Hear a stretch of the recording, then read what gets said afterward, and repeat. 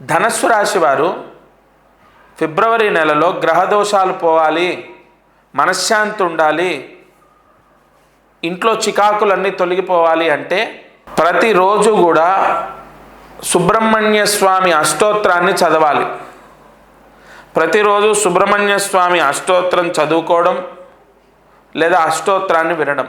ఫిబ్రవరి నెలలో ఎవరైతే ధనస్సు రాశి వారు ఈ పరిహారం చేస్తారో అలాగే ఖచ్చితంగా ధనస్సు రాశి వారు ఈ నెలాఖరిలోపు సుబ్రహ్మణ్య స్వామి దర్శనం చేసుకోవాలి.